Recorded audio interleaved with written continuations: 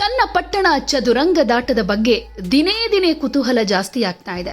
ಇನ್ನೇನು 2 ದಿನದಲ್ಲಿ ಎಲೆಕ್ಷನ್ ನಡೆಯುತ್ತೆ. ಸೊ ಇಂಥ ಟೈಮ್ನಲ್ಲಿ ಚನ್ನಪಟ್ಟಣ ಯಾರ ಪಾಲಾಗುತ್ತೆ, ಯಾರು ಗೆದ್ಕೊಳ್ತಾರೆ ಅನ್ನೋದ್ರ ಬಗ್ಗೆ ಕೂಡ ಕುತೂಹಲ ಅಷ್ಟೇ ಇದೆ. ಹಾಗೇನೆ ಸೋತವರ ಕಾಳಗ ಆಗಿರೋದ್ರಿಂದ ಇಬ್ಬರೂ ಕಲಾವಿದರೇ, ರಾಜಕಾರಣಿಗಳು ಕೂಡ ಹೌದು. ಸೊ ಇಬ್ಬರಲ್ಲಿ ಗೆಲುವಿನ ವಿಜಯ ಮಾಲೆ ಯಾರಿಗಾಗುತ್ತೆ ಅನ್ನೋದ್ರ ಬಗ್ಗೆ ಸಾಕಷ್ಟು ಲೆಕ್ಕಾಚಾರ ನಡೀತಾ ಇದೆ. ಕಳೆದ ಲೋಕಸಭಾ ಎಲೆಕ್ಷನ್ ನಲ್ಲಿ ಅನುಭವಿಸಿದಂತಹ ಸೋಲಿನ ಸೇಡು ತೀರಿಸಿಕೊಳ್ಳೋದಕ್ಕೆ ಡಿಕೆ ಬ್ರದರ್ಸ್ ಮುಂದಾಗಿದ್ದಾರೆ. ವಿಧಾನಸಭೆ ಹಾಗೆ ಲೋಕಸಭೆಯ ಚುನಾವಣೆಯಲ್ಲಿ ಸೋತಿರುವ ತಮ್ಮ ಮಗ ನಿಖಿಲ್ಗೆ 3ನೇ ಸಲವಾದ್ರೂ ಅದೃಷ್ಟ ಒಲಿಬೇಕು ಅನ್ನೋ ಕಾರಣಕ್ಕೆ ಕೇಂದ್ರ ಸಚಿವರಾಗಿರೋ ಕುಮಾರಸ್ವಾಮಿ ಹಗಲು ಇರುಳು ಎನ್ನದೇ ಪ್ರಚಾರ ಕಾರ್ಯದಲ್ಲಿ ಬ್ಯುಸಿಯಾಗಿದ್ದಾರೆ. ಇನ್ನೇನು ಇವತ್ತು ಬಹಿರಂಗ ಪ್ರಚಾರಕ್ಕೆ ಕಡೆಯ ದಿನ ಆಗಿರೋದ್ರಿಂದ ಕೊನೆಯ ಸುತ್ತಿನ ಕಸರತ್ತು ನಡೀತಾ ಇದೆ. ಇನ್ನು ಚನ್ನಪಟ್ಟಣದ ಮತದಾರರ ರಾಜಕೀಯ ನಾಡಿ ಮಿಡಿತ ಅಧ್ಯಯನ ಮಾಡೋದಕ್ಕೆ ನಮ್ಮ ಒನ್ ಇಂಡಿಯಾ ಕನ್ನಡ ಕೂಡ ಅಲ್ಲಿಗೆ ವಿಸಿಟ್ ಮಾಡಿತ್ತು. ಅಲ್ಲಿ ಗ್ರೌಂಡ್ ರಿಪೋರ್ಟ್ ಕೂಡ ಮಾಡಿದೆ. ಅನೇಕ ಮಂದಿಯನ್ನ ನಾವು ಕೂಡ ಮಾತನಾಡಿಸಿದೀವಿ. ಒಂದ್ ರೀತಿ ಚನ್ನಪಟ್ಟಣ ಜಿದ್ದಿನ ಪೈಪೋಟಿಗೆ ಸಾಕ್ಷಿಯಾಗಿರೋದ್ರಿಂದ 50-50 ಅಂತ ಹೇಳ್ಬೋದು. ಅಂದ್ರೆ ನಿಖಿಲ್ ಪರವಾದ ಅಲೆ ಕೂಡ ಕಾಣಿಸ್ತಾ ಇದೆ, ಯೋಗೇಶ್ವರ್ ಪರವಾದ ಅಲೆ ಕೂಡ ಕಾಣಿಸ್ತಾ ಇದೆ. ಯಾಕೆಂದ್ರೆ ಈಗ ಯೋಗೇಶ್ವರ್ ಹಾಗೆ ನಿಖಿಲ್ ಇಬ್ಬರು ಬಲಿಷ್ಠರು ಅನ್ನಿಸ್ಕೊಂಡಿದ್ದಾರೆ. ಆತ್ಮಸಾಕ್ಷಿಗೆ ತಕ್ಕ ಹಾಗೆ ಮತ ಹಾಕ್ತೀನಿ ಅಂತ ಚನ್ನಪಟ್ಟಣದ ಜನ ಹೇಳ್ತಾ ಇದ್ರು. ಸ್ಥಳೀಯರಿಗೆ ವೋಟ್ ಕೊಡಬೇಕು ಅನ್ನೋದು ಒಂದು ಕಾರಣ ಆದ್ರೆ, ನಿಖಿಲ್ ಕುಮಾರಸ್ವಾಮಿ ಅವರನ್ನ ಗೆಲ್ಲಿಸಬೇಕು, ಯುವಕ, ಹಾಗೆ ಸಾಕಷ್ಟು ನಿರೀಕ್ಷೆ ಇದೆ, 2 ಸಲ ಸೋತಿದ್ದಾರೆ, ಒಂದ್ಸಲ ಅವಕಾಶ ಕೊಟ್ಟು ನೋಡೋಣ ಅನ್ನೋ ಮನಸ್ಥಿತಿ ಕೂಡ ಕೆಲವರಿಗಿದೆ. ಯಾಕಂದ್ರೆ ವಾರದ ಹಿಂದಿನ ತನಕ ಒಂದ್ ಕಡೆ ಯೋಗೇಶ್ವರ್ ಪರವಾಗೇ ಒಂದ್ ರೀತಿ ಜನರ ಅಭಿಪ್ರಾಯ ಕಾಣಿಸ್ತಾ ಇತ್ತು. ಆದ್ರೆ ದೇವೇಗೌಡರ ರಂಗ ಪ್ರವೇಶ ಆದ ಮೇಲೆ ಇಡೀ ಕ್ಷೇತ್ರದ ರಾಜಕೀಯ ಚಿತ್ರಣವೇ ಚೇಂಜ್ ಆಗ್ಬಿಟ್ಟಿದೆ. ಕುಮಾರಸ್ವಾಮಿ ತಮ್ಮ 92 ವರ್ಷದ ತಂದೆ ಹಾಗೆ ಮಾಜಿ ಪ್ರಧಾನಿ ಎಚ್ ಡಿ ದೇವೇಗೌಡರನ್ನ ಕರ್ಕೊಂಡು ಬಂದು ಮಗನ ಪರ ಪ್ರಚಾರ ಮಾಡಿಸಿದ್ದಾರೆ. ಹೀಗಾಗಿ ಒಕ್ಕಲಿಗ ಮತಗಳನ್ನ ಧ್ರುವೀಕರಿಸುವಲ್ಲಿ ಕುಮಾರಸ್ವಾಮಿಯ ತಂತ್ರ ವರ್ಕೌಟ್ ಆಗುತ್ತೆ ಅಂತ ಹೇಳ್ಬೋದು. ಕುಮಾರಸ್ವಾಮಿ ಅಹಿಂದ ಮತ ಬ್ಯಾಂಕ್ ಹಾಗೆ ಯೋಗೇಶ್ವರ್ ಅವರ ಸಾಂಪ್ರದಾಯಿಕ ಮತ ಬ್ಯಾಂಕ್ಗೂ ಹೊಡೆತ ಕೊಟ್ಟಿದ್ದಾರೆ. ಯೋಗೇಶ್ವರ್ ಅವರು ಅನೇಕ ಸಲ ಪಕ್ಷ ಚೇಂಜ್ ಮಾಡಿದ್ರು. ಹಿಂದುಳಿದ ತಿಗಳ, ಅರಸ್ ಮತ್ತೆ ಬೆಸ್ತ ಸಮುದಾಯಗಳು ಕೂಡ ಅವರನ್ನ ಬೆಂಬಲಿಸ್ತಾ ಬಂದಿವೆ. ಆದರೆ ಈ ಸಲ ಅವರಲ್ಲಿ ಸ್ವಲ್ಪ ಭಾಗ ನಿಖಿಲ್ ಕಡೆಗೆ ಒಲವು ತೋರಿಸ್ತಾ ಇದ್ದಾರೆ ಅಂತ ಜೆಡಿಎಸ್ನ ಒಳವಲಯದಲ್ಲಿ ವಿಶ್ಲೇಷಣೆ ನಡೀತಾ ಇದೆ.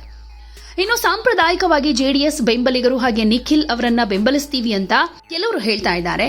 ಆದ್ರೆ ಅರಸ್ ಸಮುದಾಯ ಯೋಗೇಶ್ವರ್ ಅವರನ್ನ ಬೆಂಬಲಿಸುತ್ತೆ. ಯಾಕಂದ್ರೆ ಸುದೀರ್ಘ ಕಾಲದ ತನಕ ಸಮುದಾಯದ ಬೆಂಬಲಕ್ಕೆ ಯೋಗೇಶ್ವರ್ ಅವರು ನಿಂತಿದ್ದಾರೆ, ನಮಗೆ ಸಹಾಯ ಮಾಡಿದ್ದಾರೆ ಅಂತ ಕೂಡ ಅವ್ರು ಹೇಳ್ಕೊಳ್ತಾ ಇದ್ದಾರೆ. ಇನ್ನು ನಿಖಿಲ್ಗೆ ಮತ ಹಾಕ್ಬೇಕೋ ಅಥವಾ ಯೋಗೇಶ್ವರ್ಗೆ ಮತ ಹಾಕ್ಬೇಕೋ ಅನ್ನೋದನ್ನ ಕೊನೆ ಗಳಿಗೆಯಲ್ಲಿ ಕೆಲವರು ನಿರ್ಧಾರ ಮಾಡೋ ಚಾನ್ಸಸ್ ಕೂಡ ಇದೆ.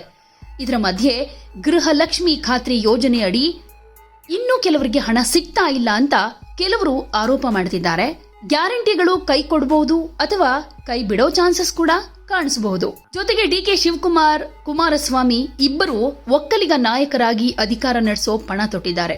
ಆದ್ರೆ ಒಕ್ಕಲಿಗ ಪರಮೋಚ್ಚ ನಾಯಕರಾಗಿರೋ ದೇವೇಗೌಡರು ಪ್ರಚಾರ ನಡೆಸ್ತಾ ಇರೋದು ನಿಖಿಲ್ಗೆ ಒಂದ್ ರೀತಿ ಪ್ಲಸ್ ಆಗೋ ಸಾಧ್ಯತೆ ಇದೆ ಅಂತ ಕೆಲವರು ಹೇಳ್ತಿದ್ದಾರೆ. 150 ಕಾಂಗ್ರೆಸ್ ಪದಾಧಿಕಾರಿಗಳ ತಂಡ ಕ್ಷೇತ್ರದಲ್ಲೇ ಮೊಕ್ಕಾಂ ಹೂಡಿದೆ. ಡಿಕೆ ಶಿವಕುಮಾರ್ ಅವರಿಗೆ ಅಲ್ಲಿನ ಗ್ರೌಂಡ್ ರಿಪೋರ್ಟ್ ಕೊಡ್ತಾ ಇದೆ. ನಿಖಿಲ್ ಅತ್ತಿರೋದ್ರ ಬಗ್ಗೆ ಕಾಂಗ್ರೆಸ್ನವರು ವ್ಯಂಗ್ಯ ಮಾಡಿದ್ರು. ಇದನ್ನ ರಾಜಕೀಯ ಗಿಮಿಕ್ ಅಂತ ಕರೆದಿತ್ತು. ಈಗ ಎಲ್ಲರ ಕಣ್ಣು ಒಂದ್ ರೀತಿ ನವೆಂಬರ್ 23ರ ಎಣಿಕೆಯ ದಿನದ ಮೇಲೆ ಕೇಂದ್ರೀಕೃತವಾಗಿದೆ.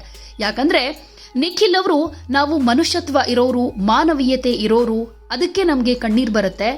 ಕಾಂಗ್ರೆಸ್ನವರಿಗೆ ಕಣ್ಣೀರ್ ಹಾಕೋಕೂ ಬರೋದಿಲ್ಲ, ಕಣ್ಣೀರ್ ವರ್ಸೋಕೂ ಬರೋದಿಲ್ಲ ಅನ್ನುವ ವಾಗ್ದಾಳಿಯನ್ನ ಬಿಜೆಪಿ ಜೊತೆಗೆ ಜೆಡಿಎಸ್ ನಾಯಕರು ಕೂಡ ಮಾಡ್ಕೊಂಡು ಬಂದಿದ್ರು. ಇನ್ನು ಚನ್ನಪಟ್ಟಣಕ್ಕೆ ನೀರ್ ತಂದವರ ವಿಚಾರದ ಬಗ್ಗೆನೇ ಒಂದಷ್ಟು ಗೊಂದಲ ಇದೆ. ಅಲ್ಲಿನ ಜನ ಯೋಗೇಶ್ವರ್ ನೀರ್ ಕೊಟ್ಟಿದ್ದಾರೆ, ಸಾಕಷ್ಟು ಅಭಿವೃದ್ಧಿ ಕಾರ್ಯಗಳನ್ನ ಮಾಡಿದ್ದಾರೆ, ಸ್ಥಳೀಯರಾಗಿದ್ದಾರೆ, ಈಸಿಯಾಗಿ ಕೈಗೆ ಸಿಗ್ತಾರೆ, ಅವರಿಗೆ ಮತ ಕೊಡಬೇಕು ಅನ್ನೋ ನಿರೀಕ್ಷೆ ಜೊತೆಗೆ ಆಕಾಂಕ್ಷೆಯನ್ನ ಕೆಲವರು ಇಟ್ಕೊಂಡಿದ್ರೆ, ಇನ್ ಕೆಲವರು ದೇವೇಗೌಡರ ಕಾಲದಲ್ಲೇ ಇಗ್ಲೂರು ಡ್ಯಾಮ್ ಆಗಿದ್ದು, ಜೊತೆಗೆ ಸದಾನಂದ ಗೌಡರು ಕೇಂದ್ರದಲ್ಲಿ ಮಂತ್ರಿಯಾಗಿದ್ದಾಗ ಅವರೇ ಸ್ಯಾಂಕ್ಷನ್ ಮಾಡಿದ್ದು, ಯೋಗೇಶ್ವರ್ ಒಬ್ಬರಿಂದನೇ ಏನು ಆಗಿಲ್ಲ ಅನ್ನೋ ಮಾತು ಕೂಡ ಇದೆ.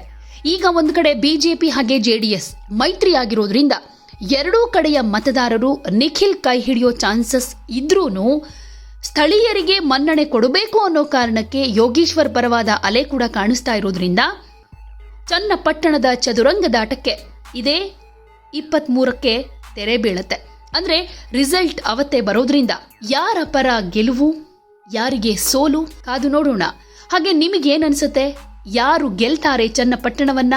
ಹಾಗೆ ಯಾಕೆ ಗೆಲ್ಬೇಕು, ಯಾರು ಸೋಲ್ತಾರೆ ಅನ್ನೋದ್ರ ಬಗ್ಗೆ ಕಾಮೆಂಟ್ ಮೂಲಕ ನಿಮ್ಮ ಅಭಿಪ್ರಾಯ ತಿಳಿಸಿ.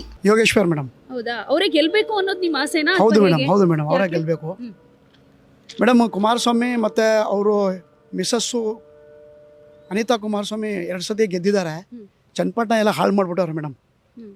ಏನು ಚನ್ನಪಟ್ಟಣ ಅಭಿವೃದ್ಧಿ ಇಲ್ಲ. ಮತ್ತು ಎಲೆಕ್ಷನ್ ಟೈಮಲ್ಲಿ ಬರ್ತಾರೆ ಅವರು, ಮತ್ತೆ ತಿರುಗಿ ನೋಡಲ್ಲ ಅವರು. ಯೋಗೇಶ್ವರ ಅಂದರೆ ಇಲ್ಲ ಊರವರು, ಅವರು ಇಲ್ಲೇ ಇರ್ತಾರೆ, ಕೆಲಸಗಳು ಆಗುತ್ತೆ ಮೇಡಮ್. ಈಗ ಮಗ ಗೆಲ್ಲಬೇಕು ಅಂತ ಒಂದು ರೀತಿ ಪ್ರಚಾರದಲ್ಲೆಲ್ಲ ಹೇಳ್ಕೊಂಡು ನಿಮ್ಮ ಸೇವೆ ಮಾಡೋಕೆ ಅವಕಾಶ ಮಾಡಿಕೊಡಿ ಅಂತೆಲ್ಲ ಕೇಳ್ತಿದ್ದಾರೆ. ಒಂದು ಅವಕಾಶ ಕೊಟ್ಟು ನೋಡೋಣ, 2 ಸಲ ಸೋತಿದ್ದಾರೆ ಅನ್ನೋ ಅಭಿಪ್ರಾಯ ಕೂಡ ಕೆಲವರಲ್ಲಿದೆ ಮೇಡಮ್. ಅವ್ರು ಎಲ್ಲಾದರೂ ಡ್ಯಾನ್ಸ್ ಮಾಡ್ಕೊಂಡಿದ್ರೆ ಒಳ್ಳೇದು, ಪಿಕ್ಚರ್ ಮಾಡ್ಕೊಂಡು. ಸರ್, ಚನ್ನಪಟ್ಟಣ ಎಲೆಕ್ಷನ್ನು ಯಾರು ಗೆಲ್ತಾರೆ ಅನ್ಸುತ್ತೆ? ಇಲ್ಲಿ ಕುಮಾರಸ್ವಾಮಿ ನಿಖಿಲ್ ಕುಮಾರಸ್ವಾಮಿ ಗೆಲ್ತಾನೆ ಅಂತ ಜನ ಎಲ್ಲ ಹೇಳ್ತಾ ಇದ್ದಾರೆ. ನಮ್ಮದು ಅಭಿಪ್ರಾಯ ಅದೇ ಇದೆ. ತಂದೆ ಕೇಂದ್ರದ ಮಂತ್ರಿ ಮಿನಿಸ್ಟರ್ ಆಗವ್ರೆ. ಅವರು ಮಿನಿಸ್ಟರ್ ಆಗಿದ್ದ ದೆಸೆಯಿಂದ ನಮ್ಮ ರಾಜ್ಯಕ್ಕೆ ಅದರ ಅನುದಾನ ತರಬಹುದು. ಈ ಕಾಂಗ್ರೆಸ್ ಸರ್ಕಾರದಲ್ಲಿ ಏನೂ ಆಯ್ತಾನೆ ಇಲ್ಲ. ನೀವು ಕಣ್ಣಿಗೆ ಇವತ್ತು ಸಿದ್ದರಾಮಯ್ಯ ಇವತ್ತು ಕೋರ್ಟ್ಗೆ ಹೋಗೋಣ, ಜೈಲಿಗೆ ಹೋಗೋಣ, ಯಾವಾಗ ಗೊತ್ತಿಲ್ಲ. ಇಂಥ ಮುಖ್ಯಮಂತ್ರಿಗಳು ಕರ್ನಾಟಕದಲ್ಲಿ ಇದ್ದರೆ ಏನು ಸತ್ತರೆ ಏನು ಬಿಡಿ ಮಕ್ಕಳು. ನೀವೇ ಯೋಚನೆ ಮಾಡಿ, ಇದು ಪಬ್ಲಿಕ್ನವ್ರು ಮಾಡ್ತಾರೆ ಸರಿ ಇದನ್ನು. ಈಗ ಇಂಥವರೆಲ್ಲ ಮಾಡ್ತಾರೆ. ಇಂಥ ಮುಖ್ಯಮಂತ್ರಿಯಾಗಿ ಉಪಮುಖ್ಯಮಂತ್ರಿ ಇವರು ಡಿ.ಕೆ. ಶಿವಕುಮಾರ್ ಅವರೇ ನನ್ನ ತಮ್ಮ ನಿಲ್ಲಿಸ್ತೀನಿ ತಂದ್ರೆ ಹೇಳ್ದೆ, ತಮ್ಮ ನಿಲ್ಸಕ್ಕೆ ದಮ್ಮಿಲ್ವಲ್ಲ ಅವನಿಗೆ, ನಿಲ್ಸಕ್ಕಾಗಲಿಲ್ಲ ಅವ್ನ ಕೈಲಿ. ಅದಕ್ಕೆ ತಂದು ಇವ್ರನ್ನ ಇನ್ನ ಬಲಿಪಶು ಮಾಡವ್ರೆ. ನೋಡಿ, ಇಬ್ಬರು ಹಣೆ ಮಾಡಿದ್ರೆ ಏನಾಯ್ತದೆ ಅದಾಗಲಿ. ಈಗ ಕಾಂಗ್ರೆಸ್ ಗ್ಯಾರಂಟಿಗಳಿಂದ ಜನರಿಗೆ ಒಂದಷ್ಟು ಅನುಕೂಲ ಮೇಡಮ್, ಯಾವ ಅನುಕೂಲನೂ ಆಗಲಿಲ್ಲ. ಕಾಂಗ್ರೆಸ್ ಜನಗಳಿಗೆ ಯಾವ ಅನುಕೂಲನೂ ಆಗಲಿಲ್ಲ. ಪಾಪ ಎಲ್ಲ ಲೇಡೀಸ್ಗಳಿಗೆ 2,000 ಕೊಡ್ತೀವಿ, ಅದು ಕೊಡಲಿಲ್ಲ. 2 ಕೊಡಲಿಲ್ಲ ಅಂತೆ, ನನಗಂತೂ ಗೊತ್ತಿಲ್ಲ. ಯಾವ ಅನುಕೂಲನೂ ಆಗಲಿಲ್ಲ. ಅನಾನುಕೂಲನೇ ಹೊರತು ಅನುಕೂಲ ಅಂತೂ ಒಂದು ಸ್ವಲ್ಪನೂ ಆಗಲಿಲ್ಲ ಬಿಡಿ. ಇವಾಗ ಫ್ರೀ ಬಸ್ ಇದೆ, ತಿಂಗಳಿಗೆ 2,000 ರೂಪಾಯಿ ದುಡ್ಡು ಕೊಡ್ತಾರೆ ಹೆಂಗಸರಿಗೆ, ಕೆಲವರಿಗೆ ಯುವ ನಿಧಿ, ಫ್ರೀ ಕರೆಂಟು.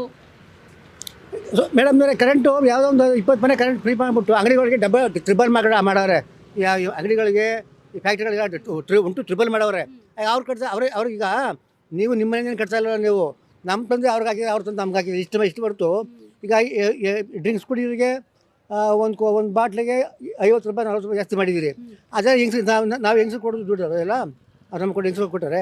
ಎಲ್ಲ ಮಾಡ್ತಾರೆ ಸರ್ಕಾರ. ಬರೀ ಲೋಪದ ಕೆಲಸ ಇದೆಲ್ಲ ಸರಿ. ಇದು ಯಾರು ಒಳ್ಳೆ ಕೆಲಸ ಅಂತ ಯಾರು ಹೇಳೋದಿಲ್ಲ.